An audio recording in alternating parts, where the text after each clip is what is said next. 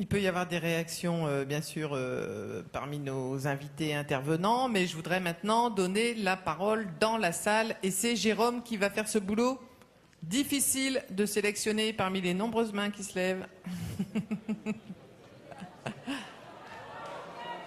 Oui. Donc, on va donner tout de suite la parole à Zined, que je vois debout depuis un petit moment et qui souhaite prendre la parole. Vas-y, Jérôme.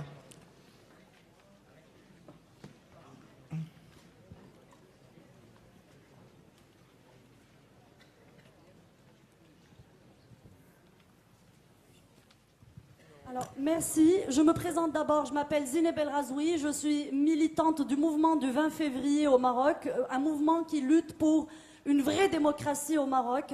Je suis cofondatrice du mouvement du Mali, le mouvement alternatif pour les libertés individuelles au Maroc, qui a maintes fois subi la répression du régime. Je suis une journaliste au chômage au Maroc après la fermeture du support où je travaillais par le régime et dont voici le directeur, qui est l'auteur d'un livre censuré au Maroc parce que c'est un livre qui parle du roi du Maroc et qui est un homme accusé qui vient d'être inculpé il y a quelques mois pour le vol d'un ordinateur qui lui appartient. Et j'ai été inculpée du même coup avec lui pour prostitution. Voilà. Donc ça, c'est juste pour me présenter. Excusez-moi, je suis très en colère parce que sur ce panel, je vois des personnes de la société civile de différents pays, des gens qui viennent parler de révolution. Sauf pour le Maroc où on a affaire à un conseiller de Mohamed VI qui vient parler de la révolution du Maroc. On a monsieur Driss Yazami qui est le conseiller de Mohamed VI qui est là pour parler de la révolution au Maroc, qui a parlé de choses très littéraire et très généraliste et qui a escamoté réellement ce qui se passe au Maroc. J'aimerais vous répondre point par point. Je ne veux pas être très très longue. Vous avez parlé... Merci de ne pas être très très longue. Oui, je ferai de mon mieux. Vous avez parlé... Vous avez parlé de la transition qui aurait commencé au Maroc depuis 99, depuis l'avènement de Mohamed VI. En 99, au Maroc, on nous a dit maintenant Hassan II est mort, vous êtes en démocratie. Et c'est ceci la doctrine officielle de l'État marocain. Vous avez parlé de l'instance équité et réconciliation au sein de laquelle vous avez siégé. Le rapport général de cette instance n'a jamais intégralement été rendu public. Les passages sur Ben Barka et les fausses publiques n'ont jamais été rendus publics. Par ailleurs, les recommandations de l'instance équité et réconciliation, aucune de ces recommandations n'est jamais entrée en vigueur. Vous avez parlé de la Moudawana, du code de la famille. Moi, en tant que femme marocaine, j'explique que ce texte est tout sauf égalitaire. J'hérite toujours la moitié de ce que vous, en tant qu'homme marocain, héritez, même si je paye mon café au même prix.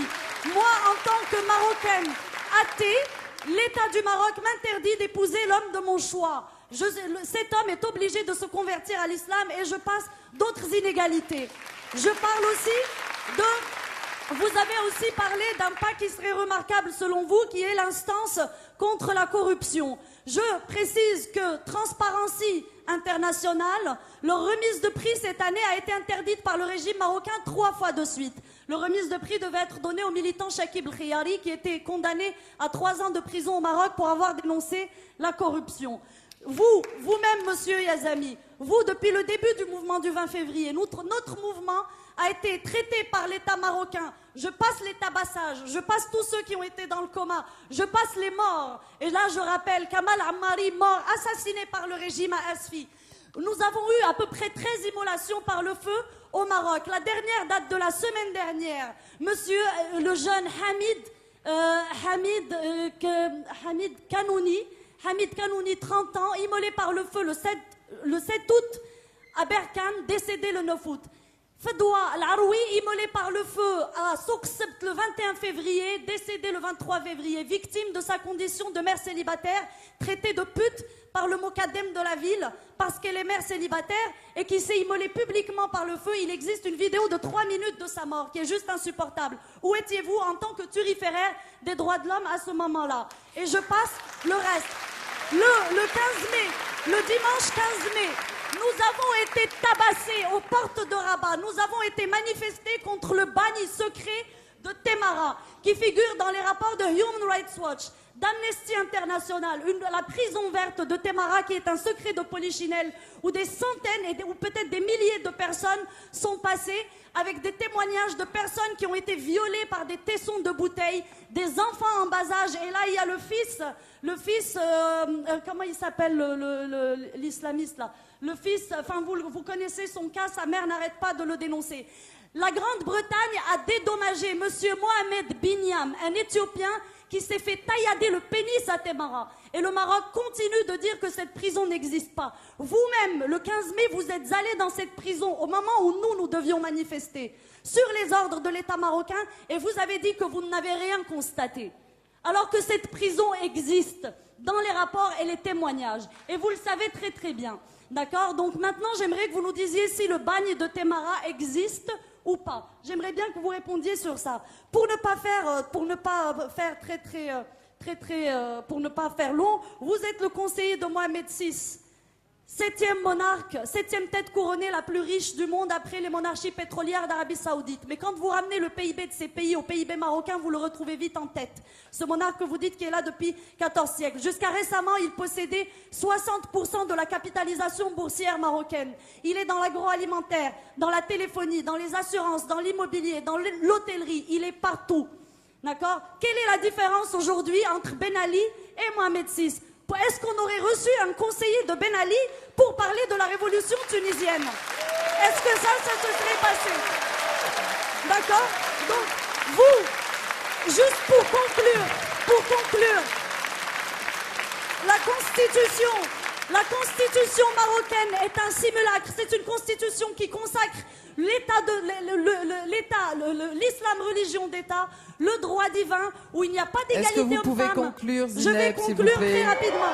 Où il n'y a pas... D'accord? Cette constitution n'a pas été faite par une constituante comme le demandait le peuple marocain. Elle a été faite par 18 personnes, dont vous, qui ont été nommées par le roi, qui n'ont aucune légitimité de représentativité du peuple marocain. C'est une constitution cocotte-minute concoctée en 3 mois dans les arcanes du palais royal. On a eu 10 jours pour la voter, pour la soumettre à référendum.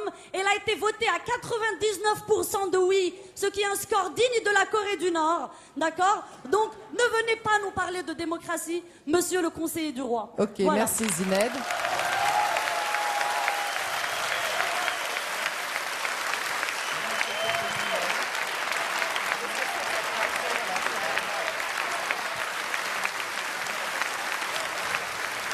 Bon,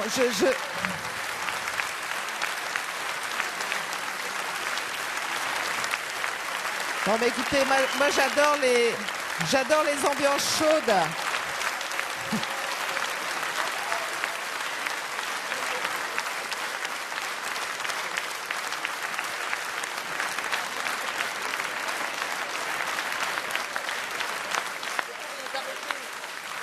Bon, s'il vous plaît. Ouh.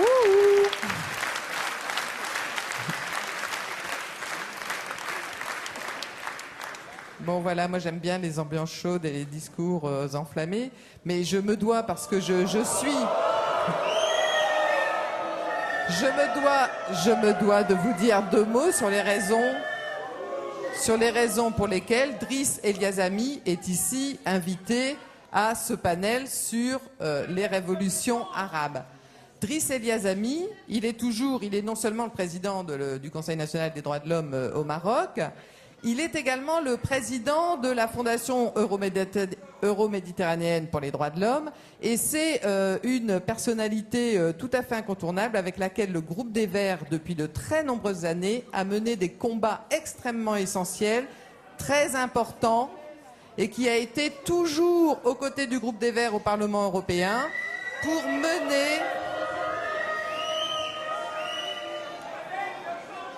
mener notre travail de défendre les droits de l'homme et la démocratie au Maroc. Il est également... Mais enfin, moi je ne crois pas, je ne pense pas que l'opération de lynchage public d'une personne qui est